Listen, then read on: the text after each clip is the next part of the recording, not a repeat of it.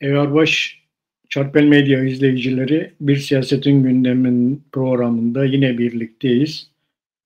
Mehmet Gül'le birlikte Kürdistan'daki ve dünyadaki gelişmeleri, Orta Doğu'daki gelişmeleri bir buçuk saat boyunca yorumlamaya çalışacağız. Mehmet Herame. Vermendi abi. Mehmet gene ben Rojalat'la ilgili bir iki bilgi vereyim. Bu İran zaman zaman gündeme geliyor. İran lideri Hamaney'in Putin'e bir mesaj gönderdiği açıklandı ama mesajın içeriği açıklanmadı. Putin'le bir görüşme talepçileri var. Mesajlaşma durumları var. Hem mesajı açıklıyorlar ama içeriğini açıklamıyorlar. Böyle bir durum. Bir de İranlı yazar araştırmacı var, bu Şayan Hoşyar.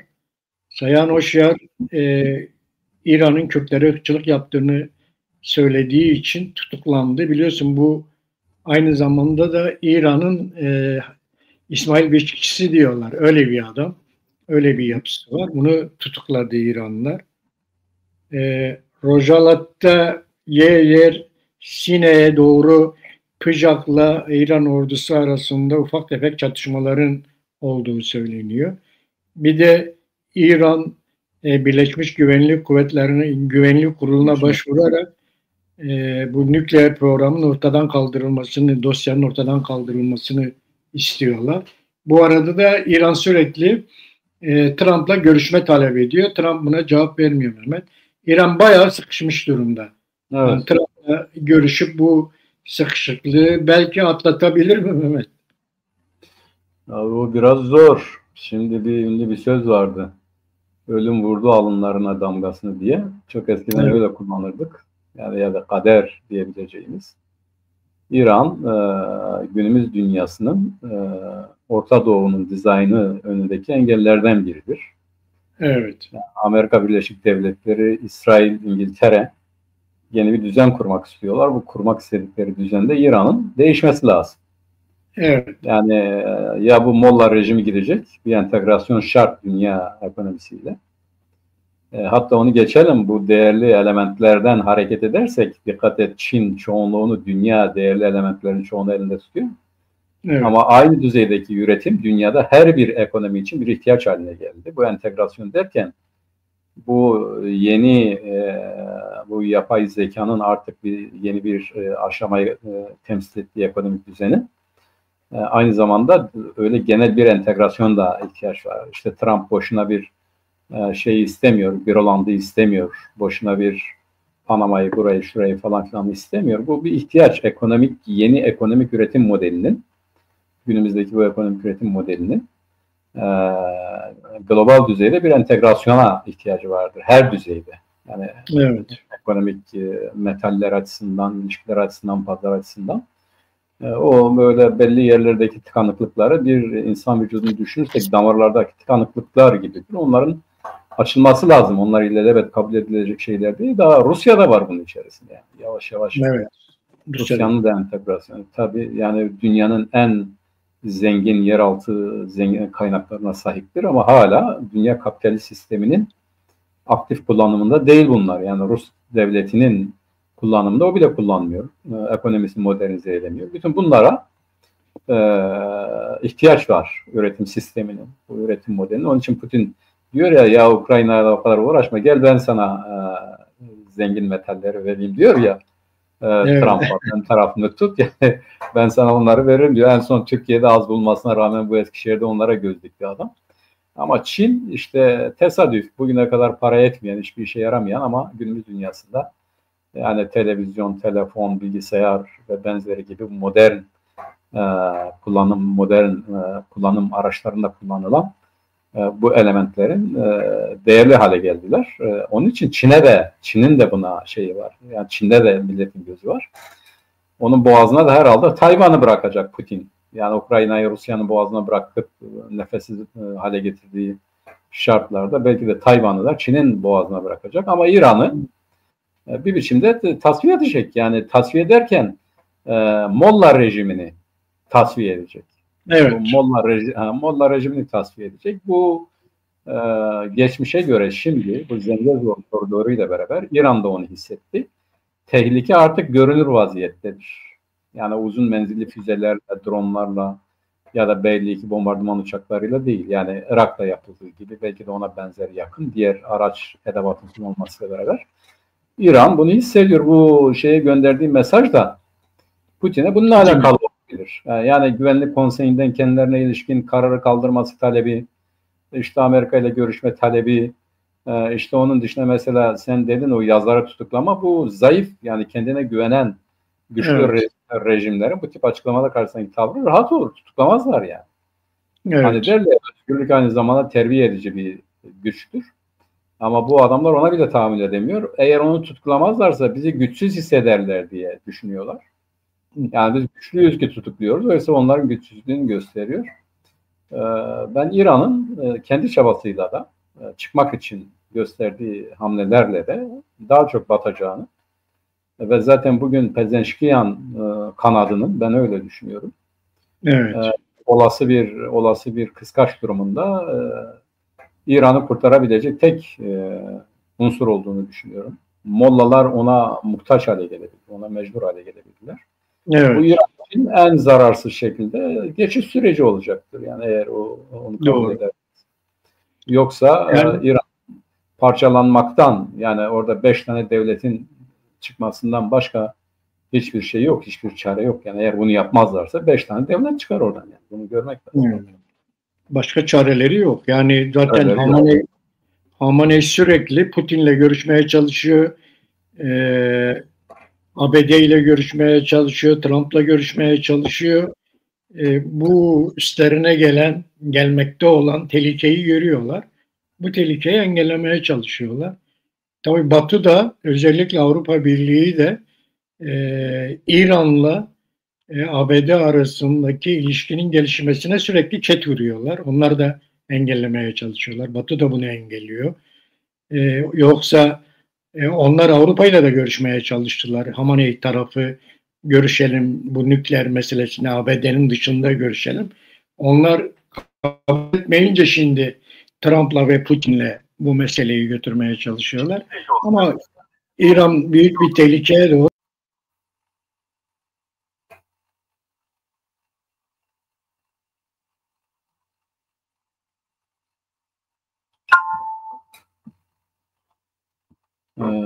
Evet, Nurullah abi düştü galiba. Biz devam edelim yavaş yavaş. Bu İran'dan sonra bizim Nurullah abi gelirse yeniden buna döneriz. Ama İran'ın artık ciddi bir açmaza girdiği, Avrupa ile en son yaptığı görüşmelerde yeniden zaman kazanmaya meyledince, zaman kazanmayı amaç edince, Batı da bunu görünce, evvela işte Almanya, Fransa, İngiltere, İran'dan bir takım beklentileri vardı. Bunu gerçekleştirebilir diye düşünüyorlardı. Ancak İran'ın ipe un serme siyaseti güttüğünü görünce, anlayınca değil, baştan beri bunu biliyorlardı zaten ama yine de denediler. Bunu bu açığa çıktığından itibaren de terk ettiler İran'ı. Onun öncesinde Amerika Birleşik Devletleri'nin çağrılarına pek kulak asmayan İran, yani tepeden alan İran, bu Avrupa'nın da kendisine sırt çevirmesi öyle yeniden Trump'a döndü. Trump'a mesaj vermeye çalışıyor ama ben bu konuda eğer Trump görüşürse İran'ın daha esneyebileceği, bu nükleer programından bütünüyle vazgeçmese bile belki de denetimli bir süreci kabul edebileceği yönünde kanaatim var. Fakat Trump'ın da Amerika Birleşik Devletleri siyasetinde artık yeni bir yola girdiği, İran'a karşı farklı bir takım siyasetlerin izlenmesi gerektiği kanaatine vardı ve İran'la ilgili de görüşmeyi ve benzerini yavaştan alıyor. Herhalde istedikleri şeyler giderek bugün Gazze'de Hamas'ı teslim aldıkları gibi teslim olmasıdır. Az önce dediğim gibi ya da silahsızlanması. Abi ben devam ettim biraz. Buyurun abi, sen bıraktığın yerden devam et. Ben İran meselesine devam ettim. Evet, İran meselesinde benim gördüğüm kadarıyla yani bütün dünya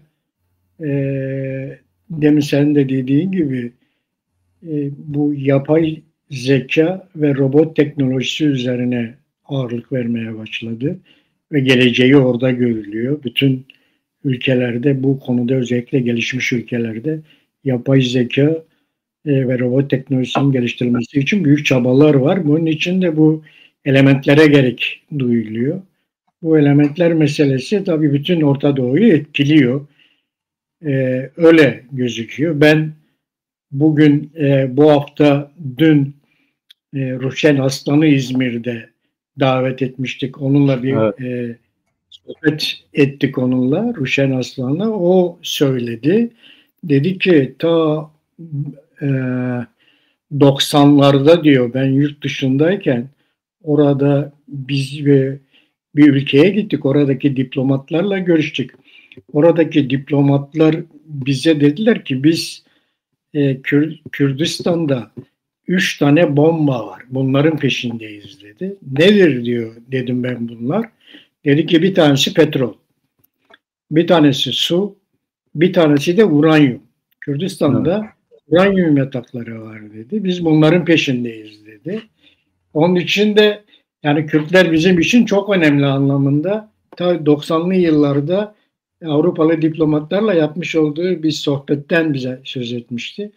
Yani bu gerçekten bugün de artık bu element dünyası Batılılar tarafından, özellikle gelişmiş ülkeler tarafından paylaşılmaya çalışılıyor. Orta Doğu'daki durumda da yani bu çıkar meselesi, çıkarları ki herkes çıkarlarını birbiriyle çakıştırmaya çalışıyor. Onunla ilgili bir gelişme, yani dünya siyasetinde çıkarların çakışması vardır. Eğer çıkarları çakıştırabilirseniz bir takım anlaşmalar yapılabiliyor. Evet, İran'daki, mesela şeyde abi, sen bu bize örnek verdin, ben de bir örnek vereyim. Mesela bu Libya. Şimdi Libya'da sanırsın ki ya böyle niye böyle oldu? Sanki de böyle garip bir şey oldu. Bir dönüşüm yok, bu yok, şu yok falan filan. Şimdi mesela Libya'da Fransa yeryüzünün en büyük su yataklarını, tatlı su yataklarının Libya'da çölün altında olduğu biliniyor ve Fransa'nın ona ihtiyacı var. Fransa onu aldı. Şimdi Almanya bu çölün, yani bu ekinoks çerçevesine baktığımız zaman güneşin en optimal şekilde geldiği, en verimli şekilde geldiği çölün işte Libya çölü oldu. Orada bir güneş enerjisi temin yatırımı yaptı Almanya. Onun ona ihtiyacı vardı. Petroller de Amerika, İtalya ve benzeri gibi ülkelerindi. Yani şöyle oldu. Bugün artık Orta Doğu paylaşılırken ya da Orta Doğu birlikte egemenlik altına alınırken onun öncesinde orada tespit edilen yataklara ihtiyaç duyan ülkeler konsorsiyum kuruyor. Bir tür yani tekellerin birliği. Bu tekeller bir araya konsorsiyum kuruyor. Konsorsiyum orayı işgal ediyor, parseliyor. Herkes ihtiyacı olanı alıyor. Bugün dünyada da bu böyledir. Yani bunu dünya ölçekli düşünelim. Dünya ölçekli düşündüğümüz zaman da bugün Kürdistan bu yeniden dünya modelinde, yani dünyanın bu yeni üretim biçiminde olmazsa olmazlardan biridir. Evet. Bak sadece yeraltı, yerüstü kaynakları itibariyle değil, aynı zamanda popülasyon olarak böyledir. Çünkü bu coğrafyaların denetimli, kullanılabilir, elde tutulması için aynı zamanda popülasyona ihtiyaç var. Yani nüfusa, orada yaşayan insanlara ihtiyaç vardır. Bugüne kadar onu bizim adımıza başkaları elinde tutuyordu ama bugün artık Kürtler bir siyasi mevhum olduğu için başkalarının onu tutma ihtimali çok zor. Bu nedenle Kürtler öne çıkıyor aynı zamanda. Yani bir siyasal varlık olarak, bir siyasal irade olarak da önemli hale geldiler. Bugün bu işte Güney'de önemliydi. Biliyorsun yani 93'ten beri bu önemliydi. 75'e kadar gitti bu aslında bakarsak. Amerika 78'de eğer sırtını dönmeseydi, bu 75'teki ya da işte bu Şartlı Arap Anlaşması'yla beraber işte bu 75 özellikle feda edilmeseydi, yani o zaman da hem Rusya, yani Sovyet Rusya hem Amerika bu dünyadaki realite nedeniyle bize sırt döndüler. Irak ve İran'ın bu işi bitirdi. 75 özelliğini bitirdi. Ama 93'ten itibaren dünya ölçekli ihtiyaçlar güneydeki oluşumun meydana gelmesine izin verdi. Ve bu dünya ölçekli ihtiyaçlar şimdi Güneybatı'nın, gelecekte Doğu'nun ve daha da ilerleyen bir zamanda, onu bilemeyiz ama öyle görünüyor, Kuzey'in de buna dahil olması. Türkiye'nin erken hamle yapıp bu tehlikeyi önlemesinin nedeni bu, yani bu şimdi tanık olduğumuz hadise.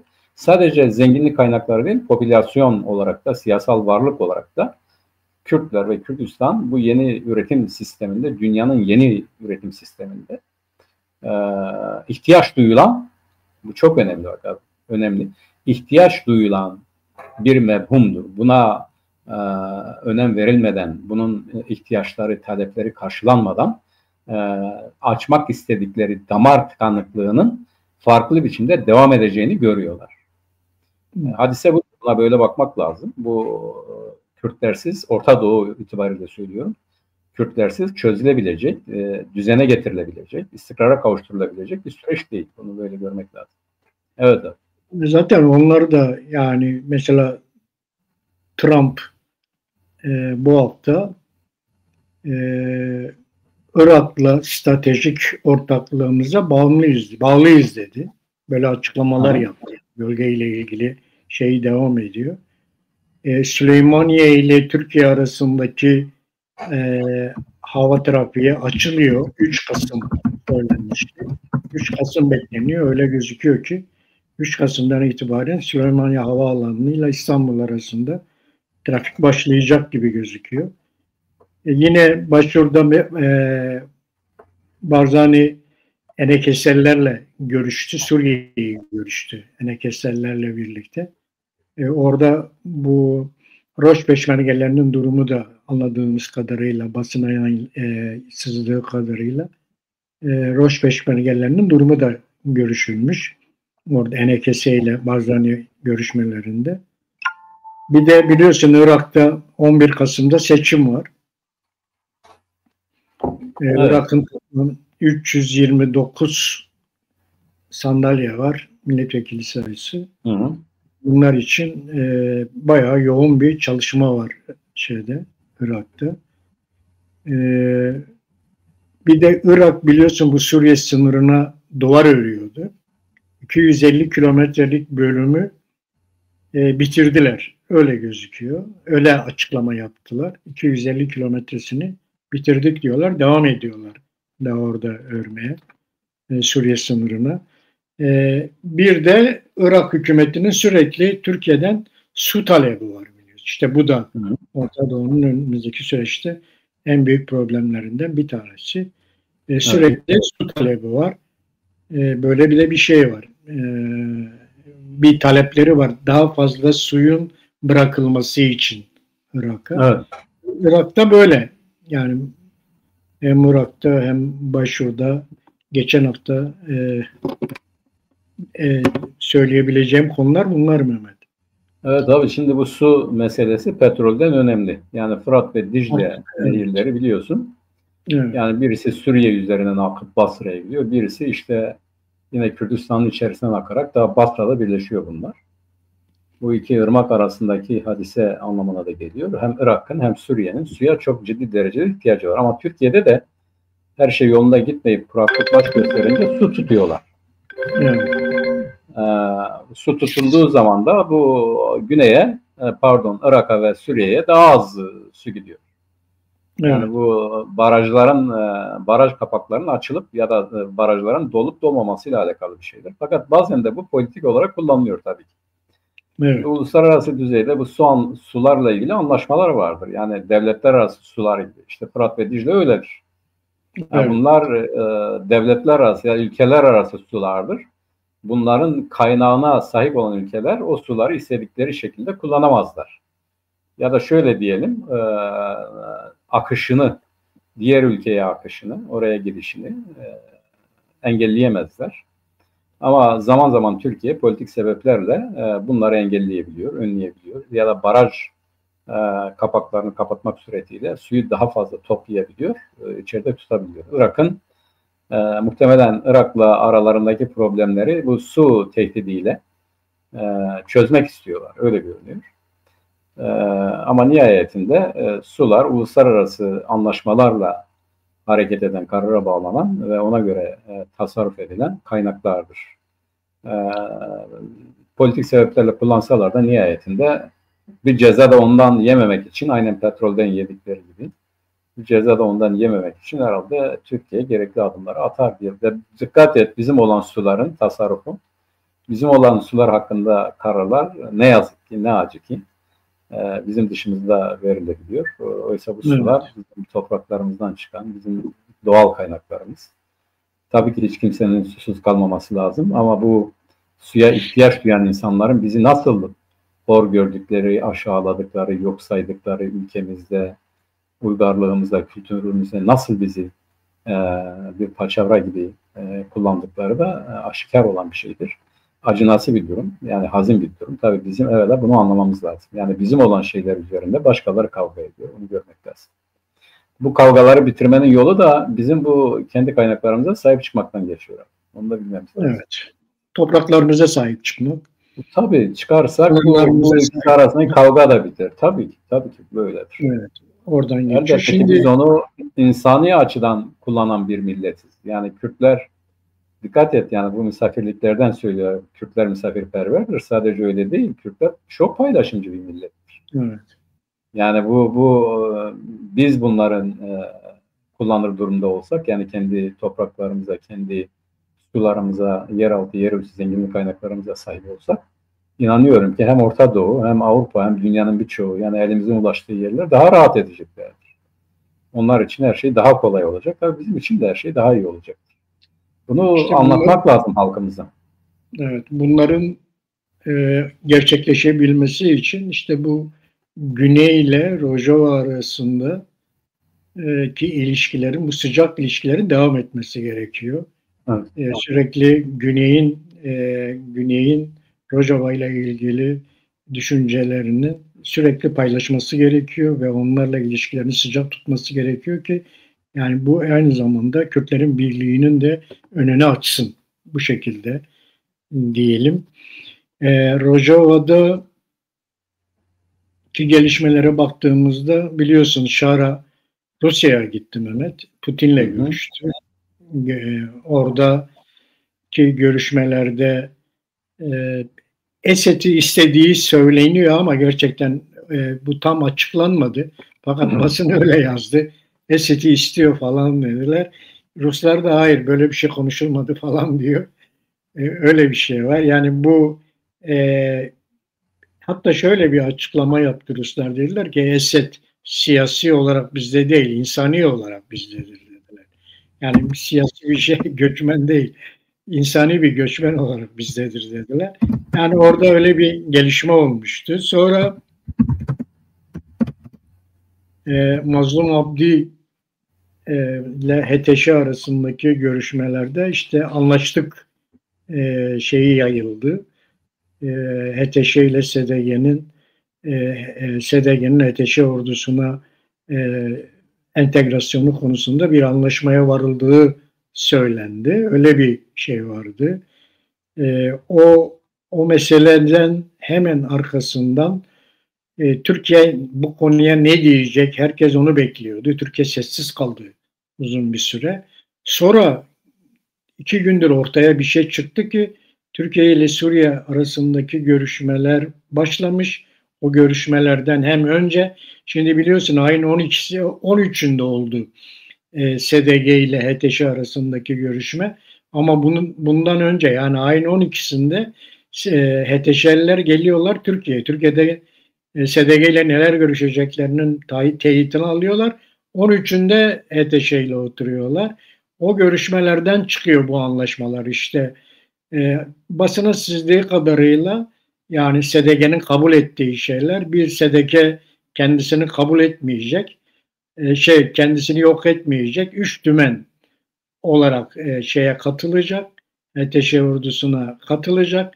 Yine bu 4 ilde olacak, hiçbir zaman başka yere gitmeyecek. Öyle davranacağı söyleniyor. Bir de iç güvenlik tamamen olduğu aynı bu şekilde kalacak şeklinde anlaşmaların olduğu söyleniyor. Evet. Bunlar kadın kuvvetleri de kalacak. O da YPG de kalacak şeklinde bir görüşmenin olduğu söyleniyor. Bunlar aynı zamanda resmen işte resmi adıyla söyleyeyim, Doğu ve Kuzeydoğu Suriye'de kalacaklar. Evet, yani evet. Bu özetliğin de ötesinde bir şey. Yani böyle olduğu zaman yani özel yönetimlerin biliyorsun böyle silahlı güçler olmaz ama Petraeus'un açıklaması oldu ya abi. Evet. Ama bir de şu oldu abi. SDG'de görüşmeden önce Amerika ve Fransa ile görüştü. Yani evet tabii bu da var yani, ama 2 gündür Türkiye bir atak yapıyor. HTŞ ile, daha doğrusu Suriye yönetimiyle bir anlaşmaya çalışıyorlar. Anlaşma da şu. Hani bu Ankara Anlaşması'yla Türkiye'nin 5 kilometre içeriye girme meselesi var ya, bunu 30 kilometreye çıkaracak anlaşmayı şeye dayatıyorlar. Suriye'ye dayatıyormuş. Öyle gözüküyor. M5 karayoluna inmek için, o Rusya'nın da bir zamanlar olduğu bölgeye inmek için. Abi şimdi bu yeri gelmişken örnek vereyim. Türkiye bu Mavi Vatan'la beraber gitti, Libya'nın o Türk Başbakanı'yla bir anlaşma yaptı, hatırlıyorsun? Evet. Yani dedi ki valla biz de yeni bir anlaşma yaptık. Neydi ona? Fırhat'ta değil de neydi ona, ne diyorlardı? Yeni bir angajman kuralları tespit ettik Libya'yla. Anlaşma yaptık. Mavi Vatan olarak işte oradan bu Akdeniz'den Libya'ya kadar bir çizgi çizdiler. Burası hep bizim işte angajman alanımızdır dediler. Tabii bu başbakan gidince o işte bitti. Yani anlaşma kalmadı.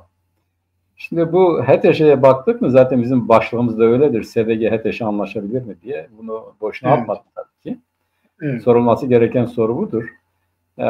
Şimdi bu Hamas'ı İsrail Gazze'de FÖKÖ'yü bölmek, etkisiz kılmak, uluslararası düzeyde gücünü azaltmak için oluşturdu, yaptı, inşa etti. Çünkü Hamas, ama aynı zamanda da Hamas esas olarak da İran'ın bir koluydu. Hamas ve Hizbullah, öyle diyelim. Evet. Fakat İsrail bunu uluslararası düzeyde FÖKÖ'yü geriletmek konusunda, Filistin davasına gölge düşürmek konusunda, zaten Hamas da öyle bir şeydi. Hamas'ın derdi davası bir ülke meselesinden çok bir din meselesiydi. Ve İsrail'e karşı tutumu radikaldi. Yok edilmesini, yok edeceğiz diyor. Öne sürdüğü argümanlar, İran argümanları ve zaten kendilerinin de argümanları oydu. İsrail'e uluslararası düzeyde ciddi bir destek sağladı. Ya da İsrail'in bu şiddete dayalı siyasetinin meşrulaşması için ciddi bir vesile oldu. Şimdi bana öyle geliyor ki uluslararası güçlerin bu Suriye'yi istedikleri gibi şekillendirmek için HTŞ diye bir kuvveti özel olarak tercih ettiler. Yani HTŞ her açıdan, her yönüyle o kadar çok bunlara bağımlı ki, o kadar çok bunların onayını almadan hiçbir şey yapamayacak bir durumdayken ve o kadar çok İsrail'e, Suudilere, Katar'a, Türkiye'ye, Amerika'ya, İngiltere'ye, Fransa'ya, Almanya'ya o kadar çok ihtiyacı var ki hiçbir şey yapamıyor ki. Ve herkesin de istediğini yapmak konusunda hiçbir rezervi olmayan bir yönetim. Herhalde bunu bilinçli olarak tercih ettiler. Kendi siyasetlerini yürütmek için, bu statükoyu oluşturmak için. Bir gün, bana öyle geliyor, bir gün bu Hamas'ı, Hizbullah'ı tasfiye ettikleri gibi HTŞ de eğer istenen şeyleri yapamazsa ya da istenen şeyleri yaptırdıktan sonra bu HTŞ gidecek, HTŞ kalıcı olamayacak. Bunun için SDG ile HTŞ'nin Suriye'nin geleceği konusunda anlaşabilmeleri, her iki tarafında kabul edebileceği bir statü oluşturmalar çok zor. Neden? İki ayrı dünyanın insanları bunlar. Yani düşünün, SDG modern, çağdaş, seküler ve demokrasi dediğimiz mefhuma yatkın, onu isteyen, arzulayan bir yapıdır, bir düşünceye sahiptir. HTŞ bunların hiçbirini anlamayan, bakın kabul etmeyen demiyorum, bunları anlamayan, yani böyle bu kavramlara yabancı bir teşkilatlanma. Dikkat et, İdlib'de önceki gün müydü bir haber okudum ben. O İdlib'de bu gelip oraya yerleşen Tacik güçleri midir, Özbek güçleri midir? Yani en büyük Uygur kuvvetlerinin komutanının karısı bu HTŞ'ye, Jolani'ye karşı, bu Şara'ya karşı cihat ilan ediyor. Yani bu ihanet etti diyorlar davaya, buna karşı cihat ilan ediyorlar. İdlib'deki o kuvvetlerin başındaki bir şey. Bu neden bunu yapıyorlar? Yani kravat takmasına bile karşıdırlar. İşte bütün bu gidiyor kafirlerle oturuyor. Mesela kolunda 150 bin dolarlık saat taşıyor. Artık bu bizden değil, bizden çıktı diyorlar.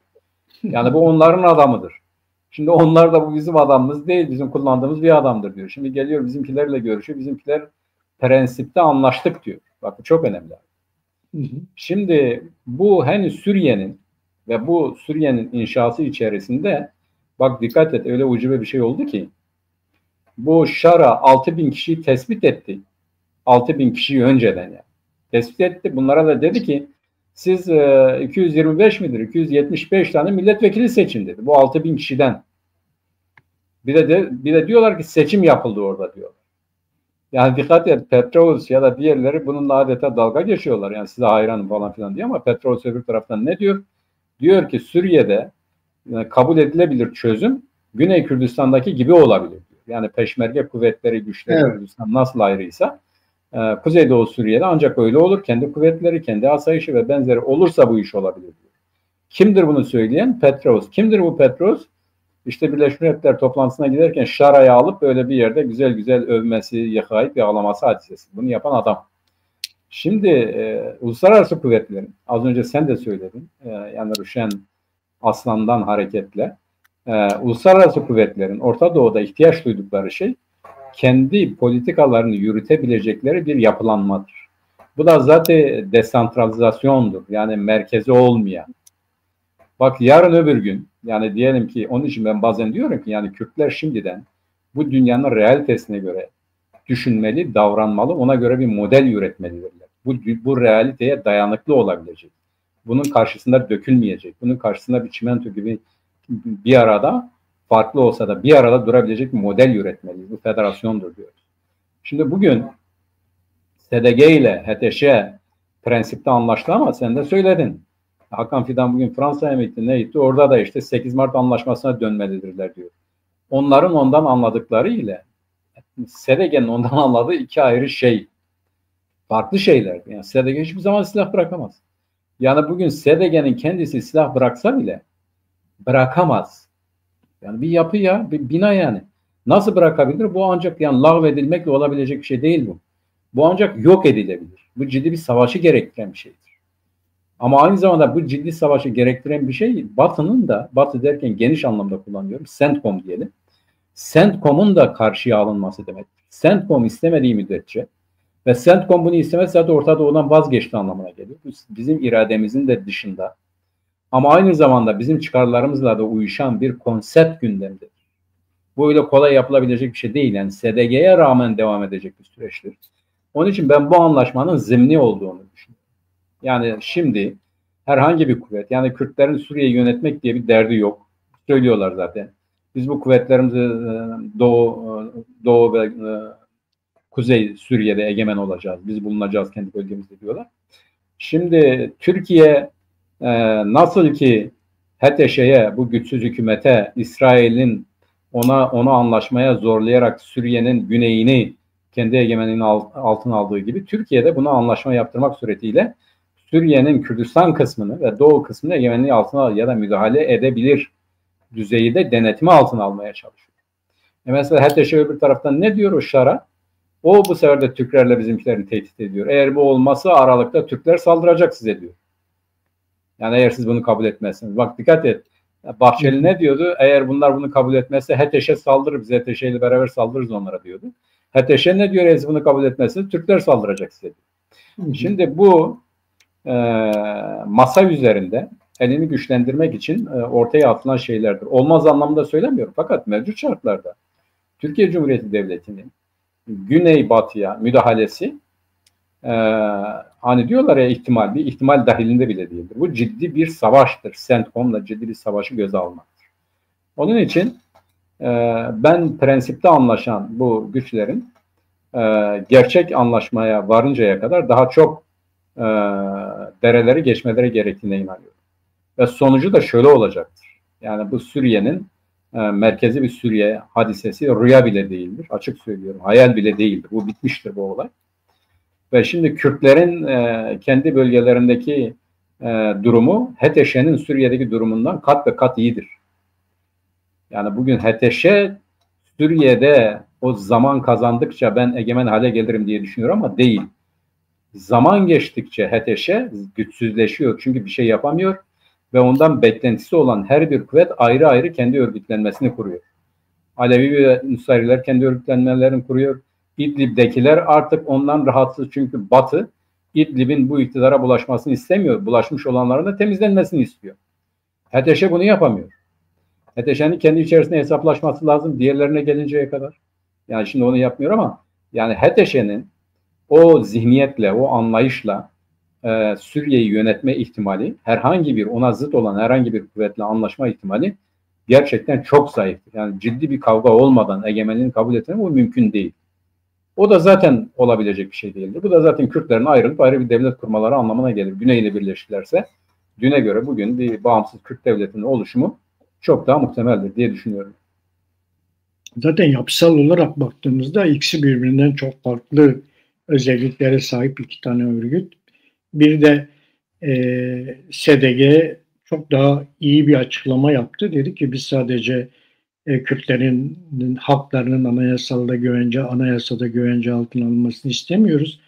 Dürzilerin, Hristiyanların, Nuseyrilerin hepsinin haklarının anayasada güvence altına alınması gerekir.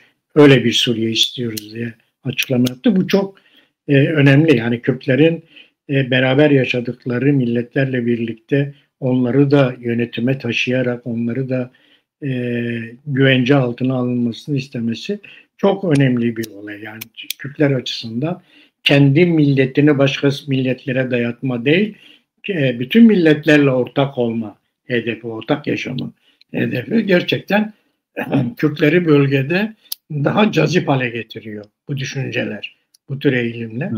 Bu önemliydi bu hafta yaptıkları açıklamalarda. Biz sadece kendimizin anayasada yer almasını istemiyoruz.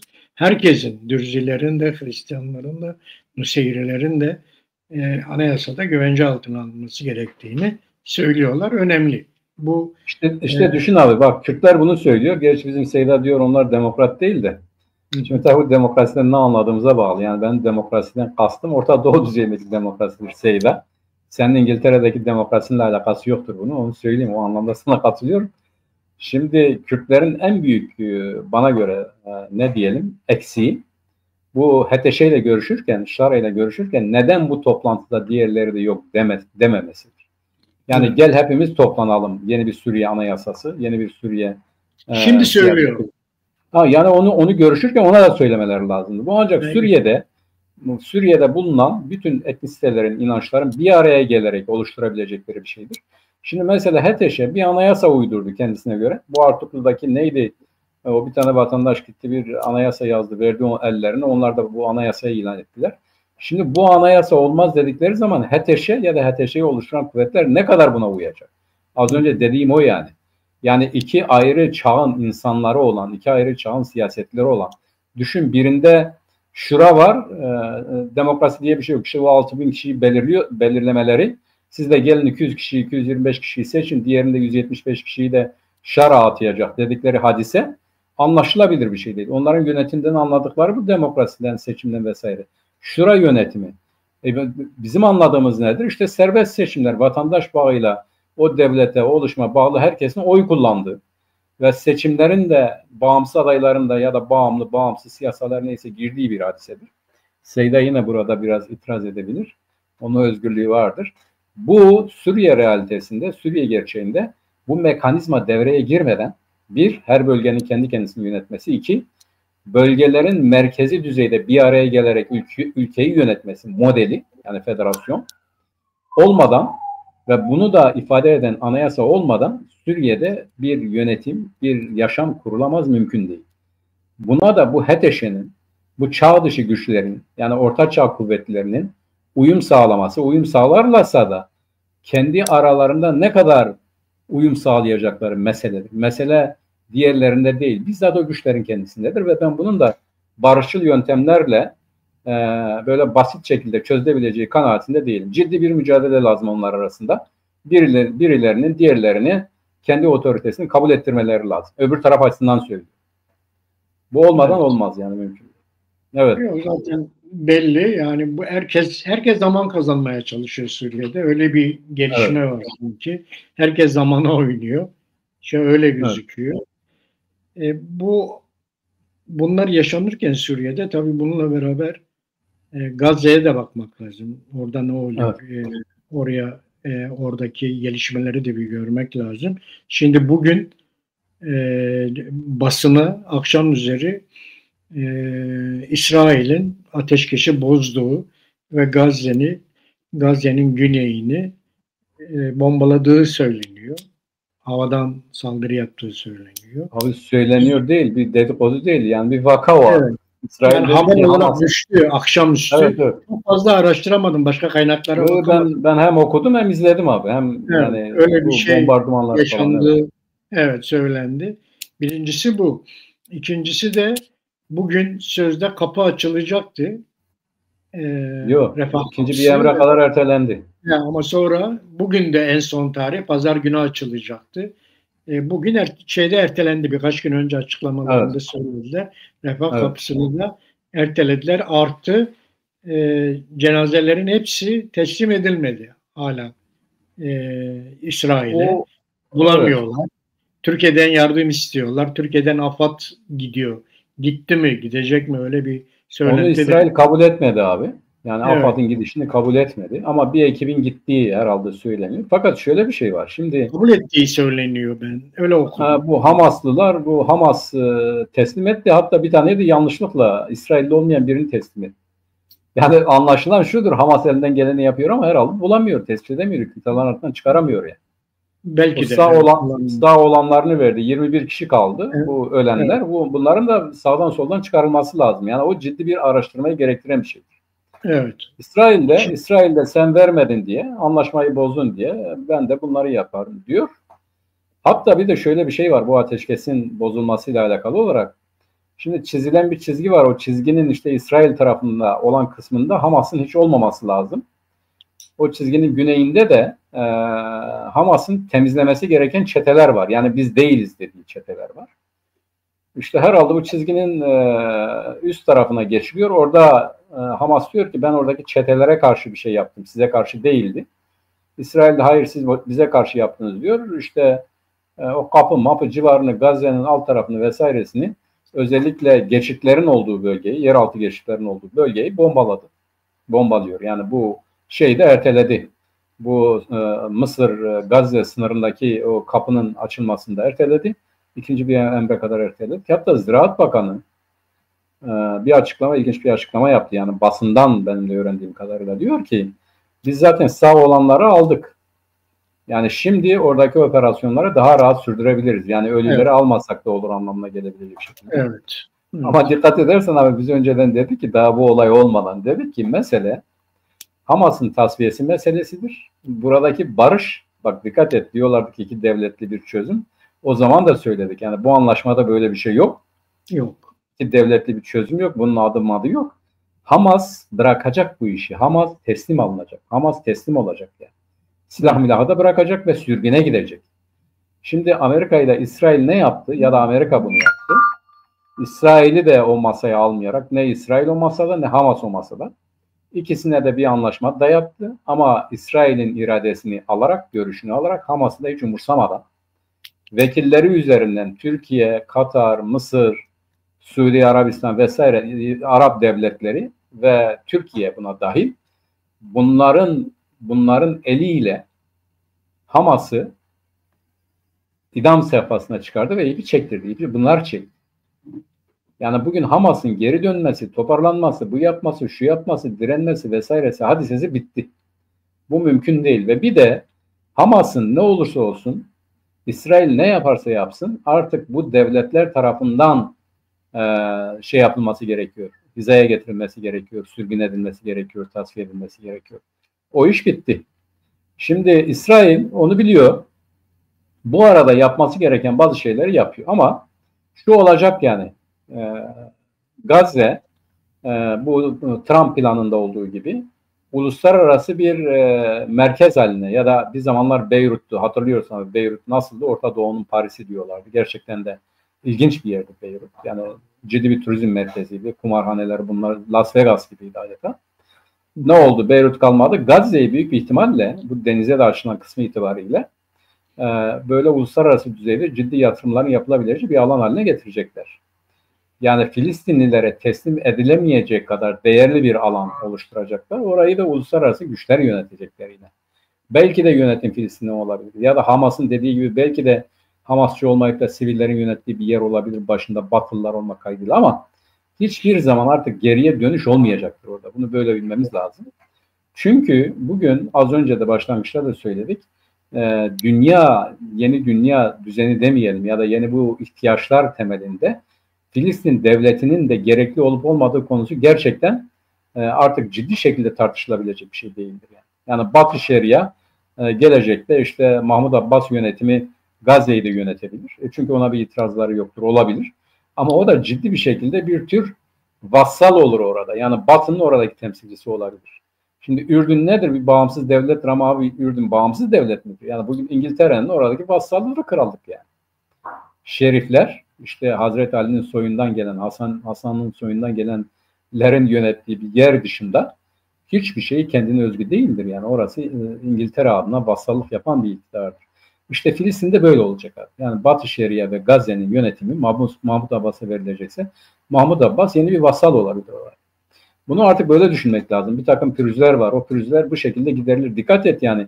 Bu İsrail ateşkesi bozdu diye oradaki garantör devletlerden bir ses çıkıyor mu bak? Hizbullah diyor ki Hamas diyor ki ya biz yapmadık diyor. Bunlardan da ses çıkmıyor diyor. Hiçbirisi itiraz ediyor mu yapma etme diye. Akşam çağrı yaptılar. Hamas çağrı yaptı garantör devletlere. Ateşkesi bozuyor diye. Garantörler bir şey dedi mi? Garantörler bir şey dedi mi? Yok, ses çıkarmıyorlar. Yani orada bir defa gündemden Hamas çıkmadan herhangi bir şey olmaz yani. Bu mümkün değil. Yani o iş bitti. Biz onun öncesinde de diyorduk zaten bu iş o şekilde. Evet, Hamas'ın tasfiyesi gerçekleşecek. Evet. Biz baştan beri bunu söylüyorduk bu programda. Hatta şunu da söyledik. Dedik ki bölgesel güçlerin hiçbirisi Hamas'ı istemiyor. Buna Türkiye'de dahil dedik. Bugün Batı basınında bazı belgeler açığa çıktı. Gazze Savaşı'nda bütün Arap ülkelerinin ileri gelenleri hepsi İsrail'in yanında yer almışlar ve İsrail'i desteklemişler. Abi Mahmut Abbas galiz küfürler etti, açık açık ya. Galiz küfürler etti. Yani başımıza bunları siz getiriyorsunuz diye. Çok kötü küfürle köpek çocukları vesaire falan filan gibi laflar etti yani. Bunlar açık olan şeyler. Onun için yani Hamas'ın mesela şöyle olacak bak abi. Bak göreceksin. Oradaki halk giderek Hamas'a da düşman hale gelecek. Biliyor musun? Evet. Yani bunu siz devam ettiriyorsunuz. Bak işte ateşkes ne iyiydi. Gıdamız geliyordu bu. Yani mecbur olan, zor durumda olanların, insanların psikolojisi buna el verir bir durumdadır. Büyük bir ihtimalle Hamas yeniden o garantör devletlerden bir türlü bir biçimde bir destek görerek o işi tamamlayacaktır. Yani Hamas artık can havliyle hareket ediyor. Onu görmek lazım. Evet, yani görünen o Mehmet. Evet. Ve bu Gazze barışı da öyle kolay olmayacak. Ve Gazze'de barış olmayacak abi. Yani barış derken taraflardan biri Hamas ya. Evet. O olmayacak. Öyle Hamas'ta bir barış olmayacak. Barış değil. Hamas tasfiye olacak. Tasfiye olacak. Uluslararası güçlerin denetiminde bir vassal üzerinden işte eğer oluşturulacaksa bir Filistin devleti bu vassal olabilir. Yani sadece orada Batı'nın temsilcisi olarak Batı'nın her dediğini yapan orada yani şeklen yerli ama Batı siyasetine hizmet eden bir devlet olarak hareket edecek. Bu olmadan mümkün değil zaten. Çünkü yani dünya şunu kaldırmıyor. Bak artık aslında dünyadaki yeni düzen şu olmalıdır. Bugün Birleşmiş Milletler, Dünya Parlamentosu, işte Güvenlik Konseyi hükümeti, işte bir tane de Birleşmiş Milletler Genel Sekreteri seçip bunu da Dünya Başkanı ilan etmek lazım ki dünyada bu göçleri önlemenin, Afrika'daki sosyal ve ekonomik yaşamı düzenlemenin, bütün dünyanın insanlığın ortak çıkarları için en azından asgari düzeyde işletmesini sağlamanın tek yolu artık hükümetlerin, devletlerin yerel hükümetler gözüyle görülebileceği bir uluslararası düzene ihtiyaç var. Öyle görünüyor. Birleşmiş Milletler bunu yapamıyor. Öyle dönüşebilir mi bilemiyoruz ama belki de bir koalisyon üzerinden, bu Güvenlik Konseyi'nin kendi arasındaki anlaşması üzerinden olabilir. Yeni bir düzene ihtiyaç vardır. Yani eskinin kuruluş, düşünce, ideolojisi, üretim biçimi her şey değişti. Buna göre bir model gerekiyor. Bu model oluşmadığı için bu krizler çıkıyor zaten. Bu savaşlar vesaireler falanlar filanlar. Yani büyükler ya savaşarak birbirlerini yok edecekler ya da uzlaşarak iyi kötü. Gerçi burada Karl Kautsky'yi hatırlatmak lazım işte bir düşün dünya savaşı çıkar mı çıkmaz mı diye. uzlaşır diyorlardı onlar emperyalistler ama 2. Dünya Savaşı çıktı. Yani bir 3. Dünya Savaşı çıkar mı çıkmaz mı onu bilemiyoruz ama bu uzlaşma konusunda devletlerin hala aralarında bir şans var. Hala mesela dikkat et, yani Çin ile Amerika arasındaki uzlaşmazlıklarda İngiltere aynı şekilde düşünmüyor. İngiltere Çin'le daha yakın ilişki içerisinde olabiliyor. Ya bunları görmek lazım. Bu paradoks olarak görünse de henüz barış, dünya barışı ihtimali ortadan bütünüyle kalkmış değil. Muhtemelen bu yönde gelişmeler olabilir diye düşünüyorum. Gazze'yi de böyle görmek lazım. Kürdistan'ı da böyle görmek lazım. Bu genel ihtiyaçların özel düzeydeki, özel alandaki tezahürleridir. Bunların bir biçimde temizlenmesi lazım. Evet abi. Öyle gözüküyor. Yani bu Hamas tasfiye ediliyor ve Gazze'de yine Trump'ın dediği o düzen kurulacak ve bunun içinde Arap sermayesi oraya akacak. Orada Gazze'de bir yeni yapı oluşturacak ama bu yapının içerisinde Hamas olmayacak. Öyle gözüküyor. Hamas olmayacak. Yani Filistinler olacak ama teknokrat ya da apolitik Filistinler diyor ya Trump. Evet. Yani Hamas'la apolitik Filistinler olacak ama Hamas olmayacak. Evet, orada o gözüküyor zaten. Evet. Evet, buradan bizdeki barış sürecine gelelim Mehmet. Bizde de biliyorsun bu süreç... Biz ona tasfiye süreci diyoruz bak. Biz ona tasfiye süreci. Bu tasfiye süreci devam ediyor. Evet. Tasfiye süreci devam ediyor. 15. oturumunu yaptı komisyon. Orada kadın ve gençlik derneklerini dinledi, yaptı. Şimdi daha sonra Türkiye Büyük Millet Meclisi Başkanı Diyarbakır'a gitti. Diyarbakır'da bir takım görüşmeler yaptı orada, konuşmalar yaptı. Hatta mecliste Kürtçeyi yasakladı, gitti orada Kürtçe konuştu. Evet. Bu meclis başkanının ben siyaseten çok güvenilir bir adam olmadığını söylemiştim. Bu çıktı ortaya. Yani mecliste annelerin 2 Kürtçe lafına bile izin vermeyen Numan Kurtulmuş gitti Diyarbakır'da Kürtçe şiir okudu. Kürtçe bir giriş yapmaya çalıştı. Evet. Böyle siyaset yapıyorlar. Yani bu şekilde bir siyaset yapıyorlar. Böyle bir süreç gidiyor Türkiye'de. Evet. Daha sonra bugün DEM heyeti Demirtaş'a gitti. Onlar DEM'in eş başkanları Demirtaş'a gitti. Oradan da Figen Hanım'ın yanına gittiler. Bugün öyle gelişmeler oldu. Oradan bir takım mesajlar verdiler. Onlar süreci destekliyor diye ve bunların artık serbest bırakılması gerekir diye bir şey dediler. Böyle bir gelişme oldu. Bu ayrıca Babacan bir açıklama yaptı, dedi ki ya Erdoğan hem ülkeyi hem kendini çok yordun.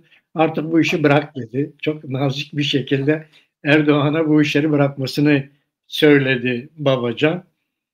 Biliyorsun Kuzey Kıbrıs'ta bugün seçim vardı. Kuzey Kıbrıs'taki seçimi Cumhur İttifakı kaybetti. Muhalefet kazandı orada.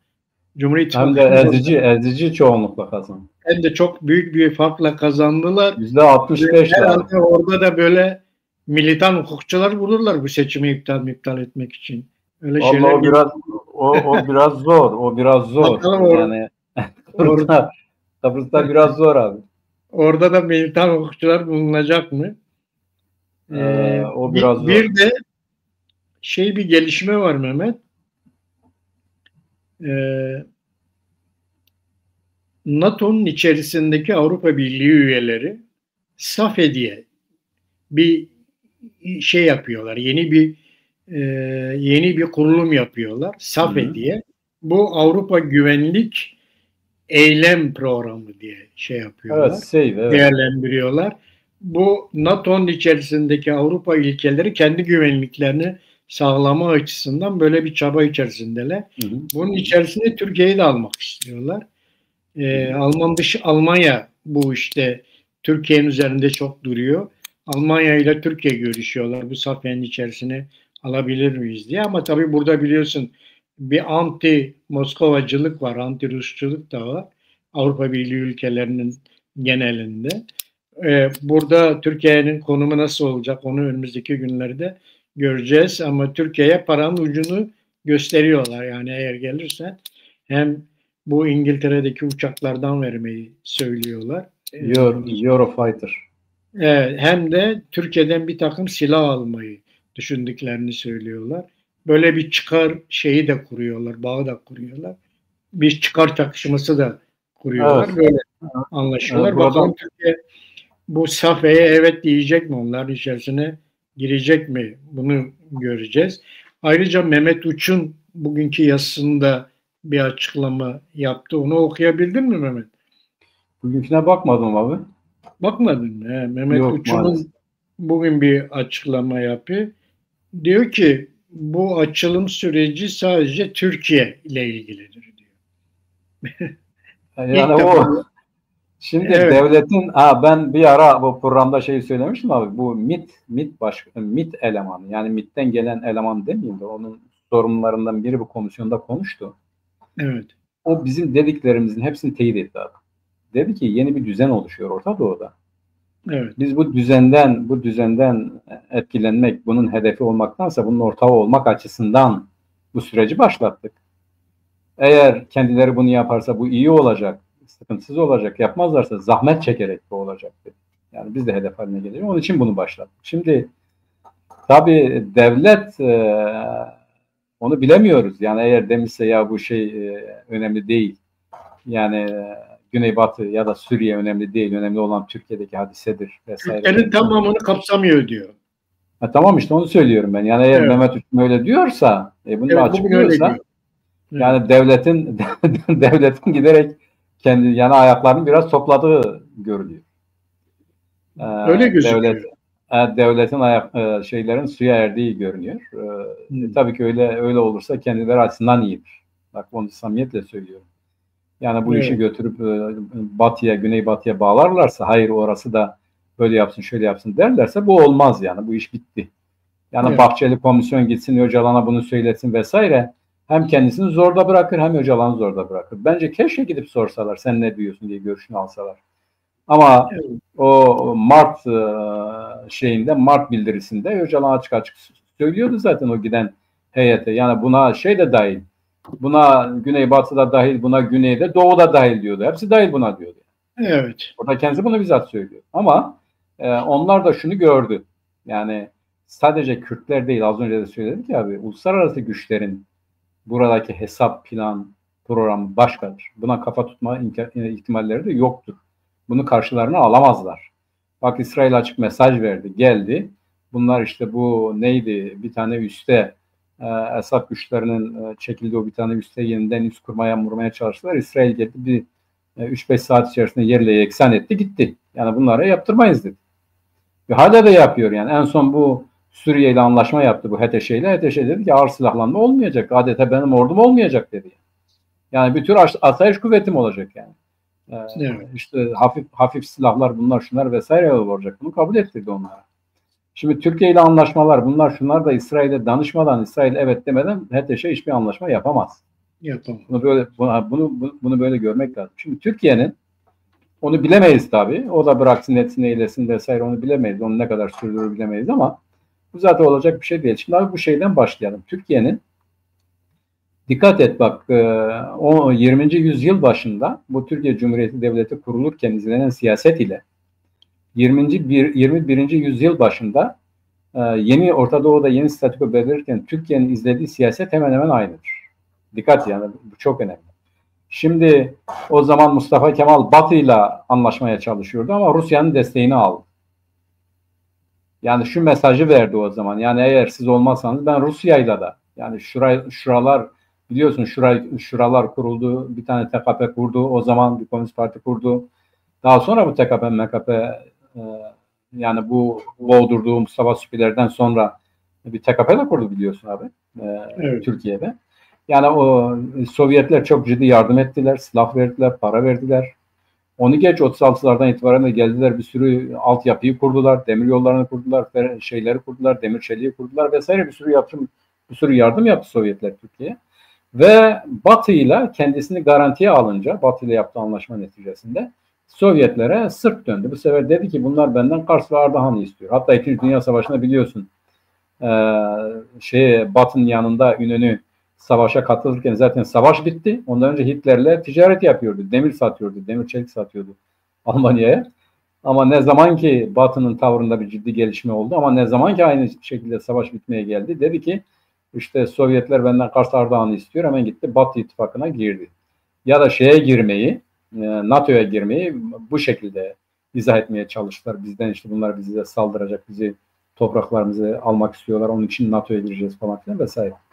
Şimdi Türkiye Cumhuriyeti Devleti her dönemde kendi çıkarlarının temini için, korunması için ikili, üçlü siyaset izlemiştir. Yani Tayyip Erdoğan'ın siyaseti de böyledir. Bak, uçağını düşürdüler Rusya'nın, Batı'ya yarandılar. Ama 2,5 milyar dolar para ödediler. O S-400'leri aldılar. Böylece Rusya ile arayı düzelttiler. Bak, bir yandan Batı ile iyi ilişkiler içerisinde oluyorlar. Bu katsa anlaşmaları çerçevesinde Batı'nın, Amerika'nın Türkiye uyguladığı ambargo Rusya'ya el altından Rusya ile yaptığı ticarettir. Dikkat et yani. Ama bir biçimde bunları böyle götürüyor düze çıkıncaya kadar. Şimdi Türkiye bu aşamada işte yok bu Şangay İşbirliği Örgütü, yok işte BRICS vesaire falan filan, onlara göz kırparak Batı ile ilişkileri düzgün tutmaya çalışıyor, ama Türkiye'nin tek başına, bu çok önemli bak, Türkiye'nin tek başına kalma gücü, dirayeti yok, bu bir. İki, Türkiye'nin Batı'nın dışında hareket etme ihtimali de yok. Onun için bu Avrupa ülkelerinin kendi güvenliklerini temin için oluşturmayı düşündükleri yeni yapılanma içerisinde Türkiye yer almaya çoktan heveslidir. Çoktan. Hatta daha bu gündeme gelirken Erdoğan dedi ki ya bizsiz bu şey olmaz dedi. Ama Batı neye bakıyor? Diyor ki asker, ucuz asker Türkiye'de vardır. Yani eğer bunu birileri yapacaksa Türkiye'de var. Fakat şimdi Polonyalılar da rakip oldu Türkiye'ye. Avrupa Birliği üyesidir de ya. Polonyalılar diyor ki bizde adam çok. Yani bu işi biz yapalım diyor yani. Başkalarına gitmeden Türkiye'de ihtiyaç yok diyenler de var.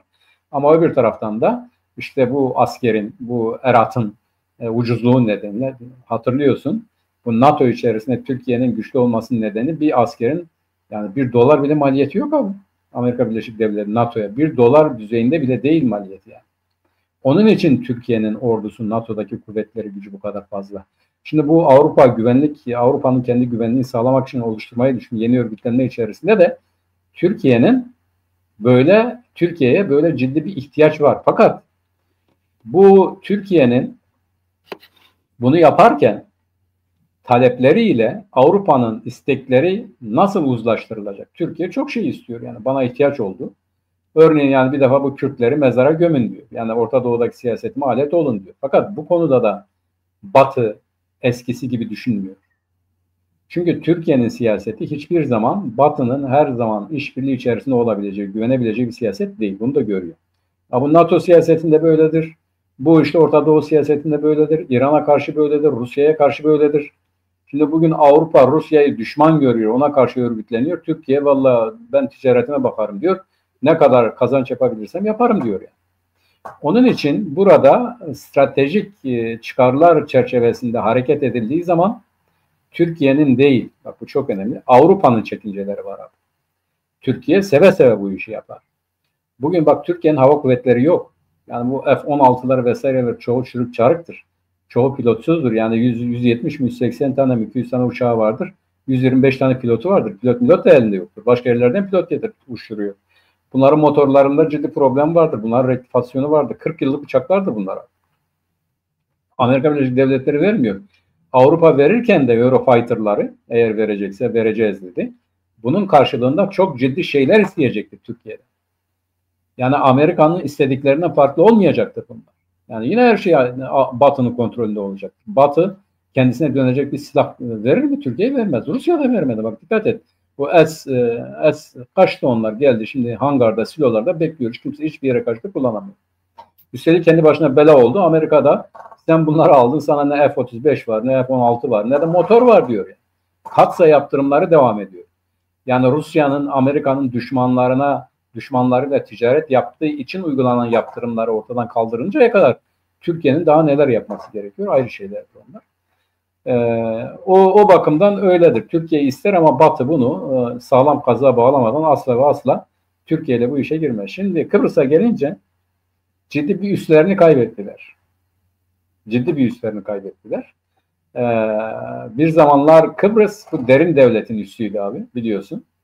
Evet. Yani Denktaş hayattayken Türkiye'deki derin devleti adeta kendi işgal ettiği, kendi sömürgesi değil mi, ne diyelim, kendi uzvu haline gelmiş Güney Kıbrıs'ı öyle kullanıyordu gerçekten. Her şeyini oradan yürütüyordu. Yani bütün kuvvetleri, bunları, şunları, ilişkileri vesaireleri falan filan oradan yürüyordu.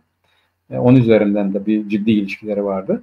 Şimdi AKP hükümeti işte o derin yapıyla anlaştı. O da AKP ile anlaştı. Zaten bu derin devlet de biliyorsun bu Ergenekon'un önemli bir kanadı AKP ile anlaştı. FETÖ'yü tasfiye ettiler. Onlar bir araya geldiler. İşte diyelim Vatan Partisi'nin en açık örneklerinden biri de o işbirliği hala devam ediyor. Şimdi bunu kaybettiler. Yani Kıbrıs'ta bugün artık bağımsız, yani iki ayrı devletli bir çözümden çok, bu neydi şimdiki devlet başkanı onu istiyordu. İki devletli bir çözüm. Bu gelenler açıktan federasyonu savunuyor. Evet. Yani Kıbrıs Federasyonu iki toplumlu tek devlet istiyor. Tek devlet savunuyor. İki toplum tek devlet. Bu federal bir devlet istiyorlar. Onlar zaten buna başından beri razılar abi. Şimdi bugün Kıbrıs'ta eğer bu gerçekleşirse çok ciddi derecede bir nüfusun orayı terk etmesi gerekiyor. Yani Türkiye'den gidip oraya yerleşenler eğer Güney Kıbrıs hükümeti kabul etmezse orada kalamazlar. Onların da orayı terk etmesi lazım. Bir, iki, Güney Kıbrıs'taki Türk nüfusunun en büyük hayallerinden biri gerçekten bu ekonomik sıkıntından kurtulmaktır. Yani eğer bu gerçekleşirse, federasyon gerçekleşir, terk hükümet olursa Avrupa topluluğuna girecekler. Yani eskisine göre böyle ciddi bir teşvik var orada ya da ciddi bir ne diyelim gelecek konusunda bir beklentileri var. Yani kurtulacağız diyorlar yani. Bu eziyetten, bu sıkıntıdan, bundan, şundan kaldı ki Kuzey Kıbrıs gerçekten çok ciddi dejenere durumdadır. Yani orada işte yasa dışı işler, mesela orada bir tane kadın vardı, bir şeyler bu anlattı, Falalyalı mıydı her neyse. Evet, uluslararası kara para akma, kumar, işte bu bahis işlerinde neredeyse bir üst haline gelmiş durumda. Şimdi bütün bunlardan da ve orayı denetleyen bunlardır. Yani Kuzey Kıbrıs bunların ülkesi halindedir. Oradaki halk bundan da kurtulmak istiyor. Yani her zaman bundan kurtulmak istemiş ama ilk defa %65 gibi çok ciddi bir oranla Türkiye'deki hükümet, bu Cumhur İttifakı Kıbrıs'ı kaybetti ve Kıbrıs'ın geleceği, sen az önce dedin orada da bir hakim bir savcı mavcı bulur bunu iptal eder de biraz zor. İngilizler de var orada abi. Uluslararası kuvvetlerin gözü var orada. Evet. Yani bakalım ne olacak, öyle kolay olmayacak ama benim kanaatim eğer ciddi bir suikast olmazsa ben onu tehlikeli görüyorum. Yani beklenebilecek şeylerden biridir. O olmazsa Kuzey Kıbrıs, Güney Kıbrıs'la birleşmek, iki toplumlu tek devletli bir Kıbrıs meselesi gerçekleşebilir. Yani bir federal çözüm gündeme gelebilir. Bizim komisyona gelince, evet. Bizim komisyon diyorum tabii tırnak içerisinde bizim diyorum. Yani bu tasfiye sürecine diyorum. Bu tasfiye sürecinde şimdi bir taraf diyor ki kardeşim diyor sen bana hiçbir zaman herhangi bir şart öne sürmeden dedin ki tamamdır ben bu paradigmaya katılıyorum bunu feshediyorum.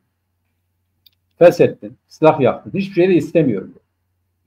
Hatta o perspektif yazısında diyor ki ben mevcut devlete güveniyorum. Evet. Bunlar yaparlar diyor. Ne yapacaklar? İşte demokratik Türkiye. Demokratikleşecekler, bana siyaset hakkı verecekler. Ben de siyaset yapacağım. Yani dem siyaset yapacak. Artık size ihtiyaç yok. Şimdi bunlar diyor ki dem siyaset yapsın. Yani dem siyaset yapması önünde bir engel yok. Demokratik Türkiye'de böyledir.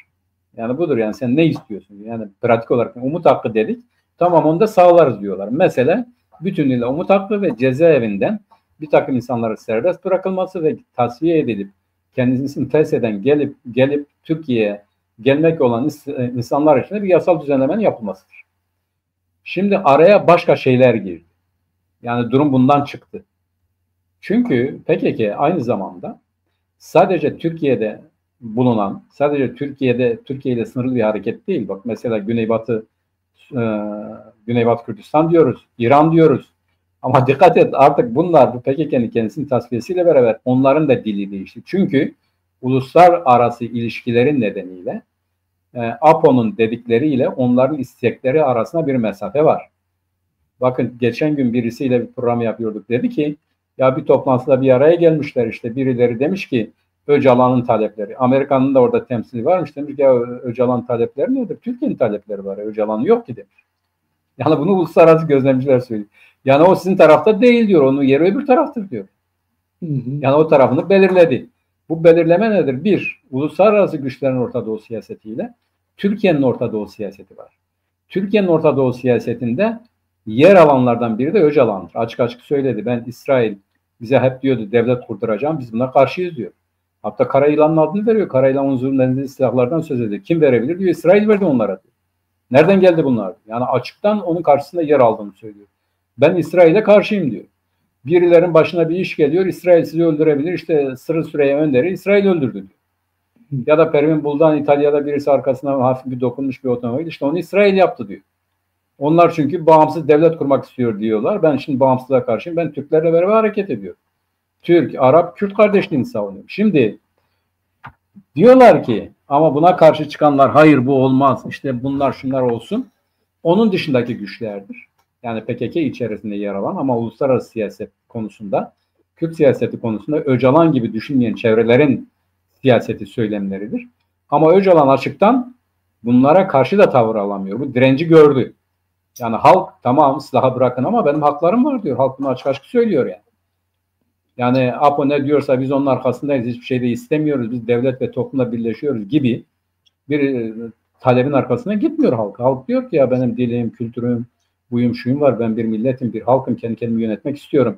Bunların çözülmesi lazım diyor. Tamam şiddet bitti ama bunların da çözülmesi lazım. Devlet de diyor ki kurucu irade önder diyor. Değil mi? Bahçeli öyle diyor. Önder APO, mecliste de Bejislerek APO dediler. Bu sloganı attılar. Yani yarın öbür gün neler olacağını beraber göreceğiz ama bu kadar bir şey yani bu kadar basitlik, bu kadar sıradanlık olamaz gerçekten de. Ne diyor Bahçeli? Kurucu önder APO hiçbir şey istemiyor. Siz ona aykırı hareket ediyorsunuz diyor. Maksimalist taleplerde bulunuyorsunuz. Bunlardan vazgeçin diyor. Önder APO'yu takip edin. Yani bu Önder APO'yu diyor ki bunu gidin konuşturun komisyona bak ona sorun diyor. O da söyleyecektir diyor ben söylediklerim. Ya da oradan itiraz etmiyor o kadar insanlarla görüşüyor. Hayır ben öyle düşünmüyorum. Bunların olması lazım da demiyor yani. Onun için bu komisyondaki en son bu sen de söyledin işte böyle tevatür kesimleri dinleyip ne yapıyorlar bunlar? Yani, ne diyorlar? Ama bu işin taraflarından biri olan Öcalan'la komisyon gidip görüşmüyor. Hayır biz çok kıymetliyiz gidip onunla görüşmeyiz. Niye? O terörist başıdır. Ama devletin sözcüsü Bahçeli ne diyor? O kurucu önderdir diyor.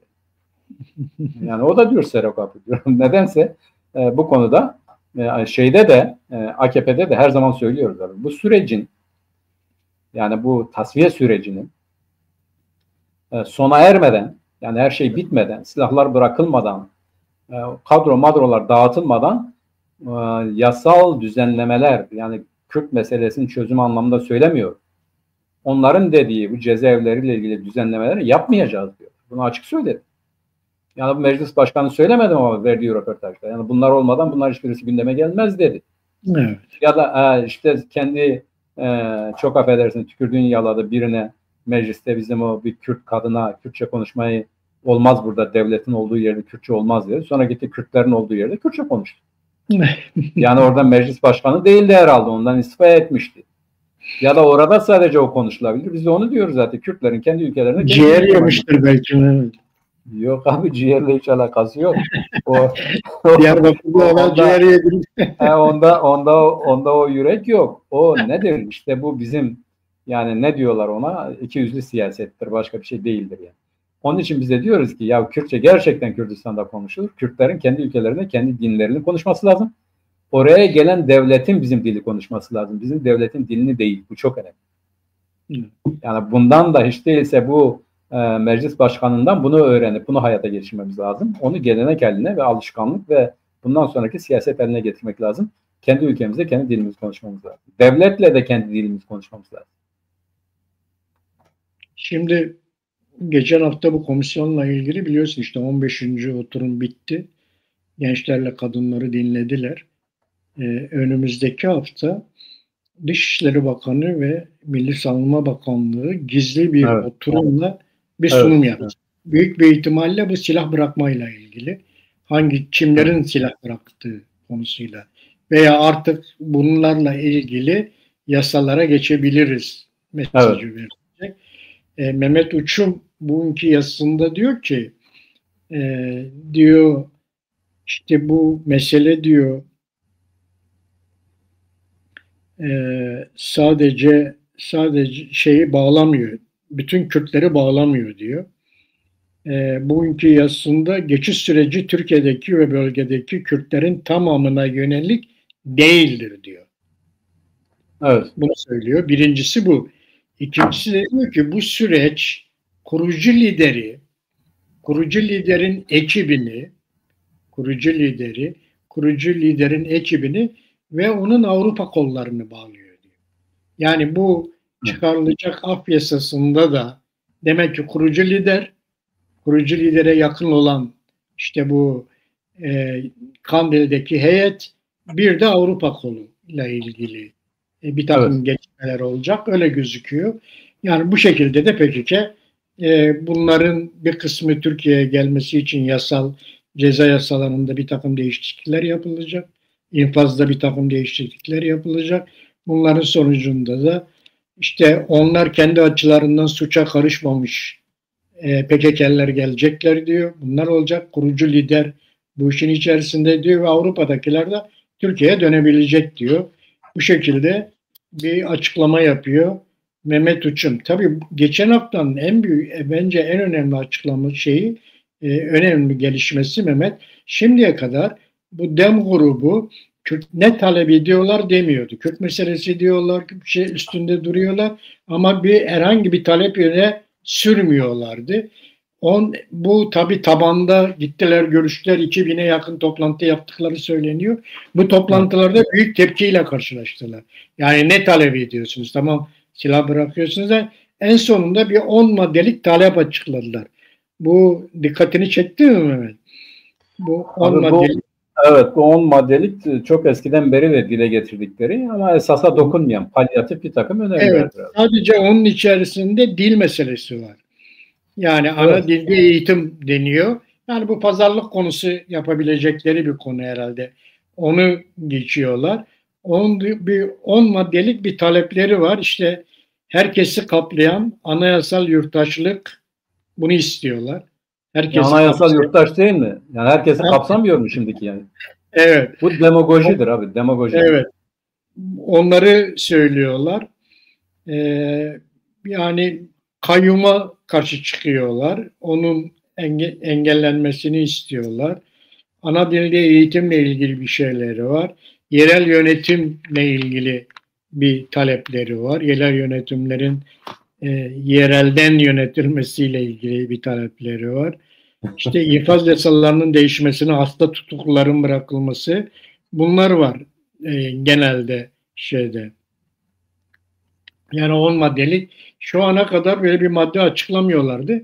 Bu defa o 2000'de yakın toplantıda ortaya çıktı ki yani millet onlardan şeyi istiyor. Yani ne talep ediyorsunuz? Tamam da talebiniz nedir bu süreçte? Böyle 10 maddelik bir talep açıkladılar. Bunun içerisinde elde tutulur bir talep olarak bir tek şey gözüküyor. Ana dilde eğitim meselesi gözüküyor.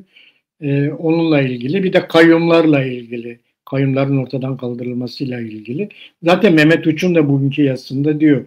Yani terör bittikten sonra onunla ilgili gelen şeyler de ortadan kalkacaktır diyor. O kayyum da bununla ilgili diyor zaten. Onunla Evet. ilgili şeyleri açıklıyor. Tabii bir de önemli bir gelişme oldu Mehmet. Bu Devlet Bahçeli Alevilere el attı.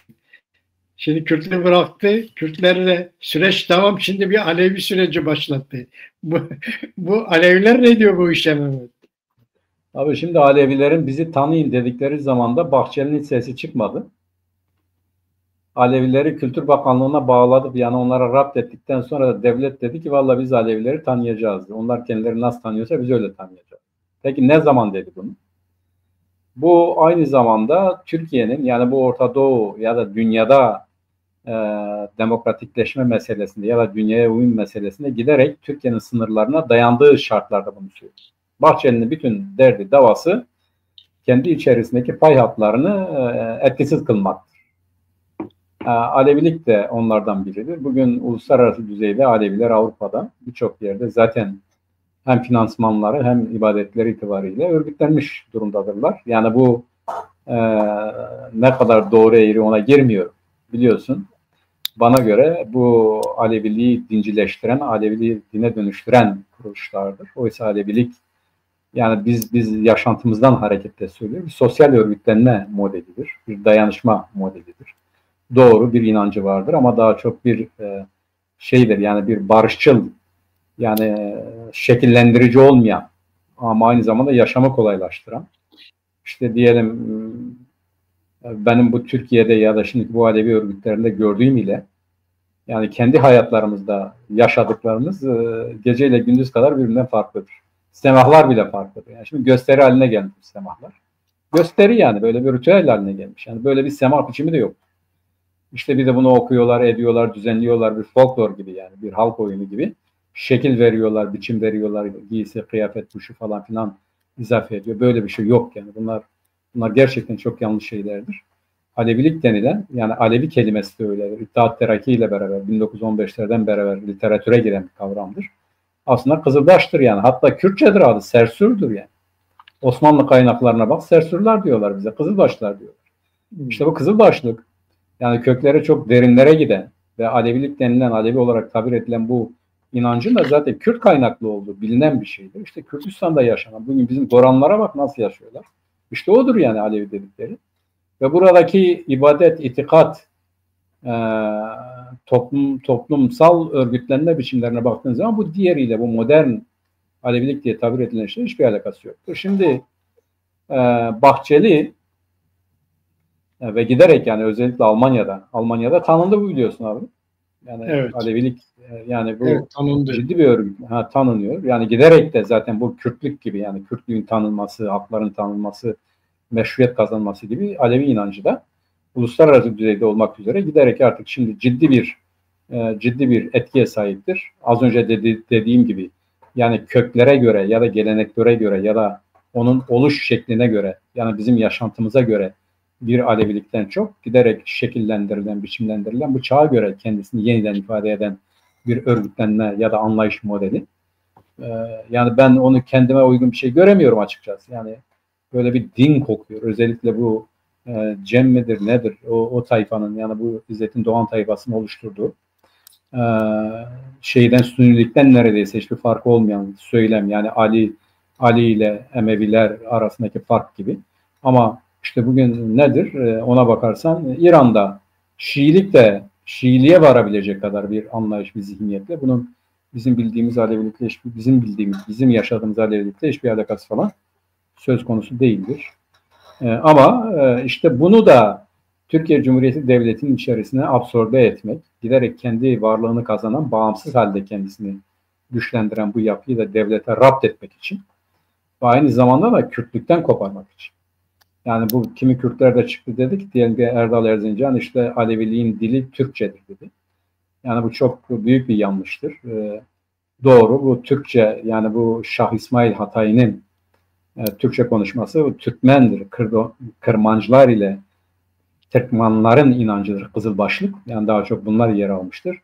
İşte Kürdistan'ı böyle ve Kürdistan'ın kuzeyi. Yani böyle doğudan batıya ortadan bir çizgi çek. Kuzey tarafındakiler. Azeriler de bunun içerisindedir. Bu tayfa daha çok Kızılbaş olmuştur ama onun öncesinde bunlar Ezdi'dir. Bunlar daha önceden Zerdeşti'dir. Daha önceden Mazdek'tir bunlar. Bu inanç silsilesi oradan geliyor. En son aldığı şekil işte bizim Kırmanç dediğimiz, Makırmancı mı diyoruz, İttihat-ı Makırmancı ya da Ra-Hak diyoruz. Yani hak yolu dediğimiz hadisedir, Ra-Hak. Gerçekten de böyle, inancımızı öyle diyoruz. Şimdi bunun dilinin Türkçe olduğu, yani gerçekten uydurma bir şeydir ama Türk Kızılbaşların tabii ki Türkçe konuştuğu bir vakadır. Ama Kürtler kendi dillerine Kürtçe, yani hem Kırmancı hem Kurmancı ibadet ediyorlardı. Bizim dualarımız hep öyledir. Yani bugün Ezdilere bak, Ezdilerin her şeyi Kürtçedir abi. Öyle değil mi? Yani Ezdilerde sen Arapça bir kelime, Türkçe bir kelime, Farsça bir kelime bulabilir misin? Dini, dili, ırkı, her şeyle Kürt yani. Kurmanç. Yani her şeyler öyle. O din de onlara özgü. Şimdi bu Alevilik olarak tabir edilen, ondan önce Kızılbaşlık olan, daha önce de işte Mazdekilik, Zerdeştilik olan ya da işte Yaresanilik ya da Rahak olan inanç, dili Kürtçedir yani. Kürtler kendi dillerinde ibadet ediyorlardı. Bunu da Türkleştirmek, hani şey diyor ya, bu bir tane neydi? Yasevi Vakfı'nın kurucusu diyor ki Ahmet Yasevi işte Bektaşi'ydi. Bektaşi neydi? Aleviydi. Bu da büyük bir yalan. Bektaşi hiçbir zaman Alevi olmadı yani. Yani Bektaşi tam tersine bu Sünni zihniyete daha yakındır. Onun inançları, felsefesi vesairesi. Bugün Alevilik olarak tabir edilen Kızılbaşlık ise bambaşka bir şeydir. Hele hele bu Kürtlükten ileri gelen, yani Kürt inancı Kızılbaşlık çok farklı bir şeydir. Yani bu diğerleriyle hiçbir alakası yoktur yani. Şimdi bunu yaşamayanlar, bunu bilmeyenler mevcut olan üzerinden bunu şey ederek, bunu ne diyorlar ona, birleştirerek, yekpare hale getirerek Türkleştirmek istiyorlar. Türkleştirirken de Kürtlükten de koparmak istiyorlar. Bunun her şeyle Türktür, işte Ahmet Yasevi Türktür, Yasevilik budur, Bektaşilik budur, şudur. Bunlar Alevidir. Yani Bektaşi, bak bizim Yaresanilik'te Pir Şali'nin canlandığı, Pir Şali'nin onun donunda dünyaya geldiği halidir Hacı Bektaş Veli.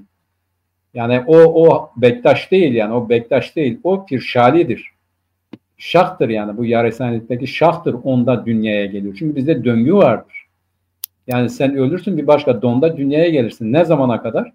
Ehli hak oluncaya kadar, arınıp akpak olup sonsuz nurda var oluncaya kadar bu döngü devam eder. İşte Bektaş o bizim Pir Şali'nin onun donunda dünyaya geldiği halidir yani. Oku Yaresanilik'te, oku bakayım Serencam'ı, onu görürsün. Yani bu Serencam'ı da bunlar hiç okumamış. Yani bu Serencam'da ne anlatılıyor, ne deniliyor, bunun Türklükle ne alakası var? Yani bugün Kızılbaşlığın işte Şah Hatay ya da Şah İsmail dedikleri zaten Kürttür. Yani Safeviler Kürttür. Şeyh Safiyeddin Kürttür. Yani daha sonradan bunlar Haydar'dan, Cüneyt'ten başlamak üzere Haydar, Cüneyt, Haydar ve daha sonra da işte Şah Hatay'dan, yani Şah İsmail'den iyice Kızılbaşlaşmışlardır. Yani Kızılbaş, bugün Alevi denilen Kızılbaş hale gelmişler. Onun için bunu Türkleştirmek, bu tehlikeyi de Kürtlerle olası ittifakına karşı bu tehlikeyi de absorbe etmek için bunu sahipleniyor, talimatlar veriyor. Alevileri sahiplenin, onlara gidin.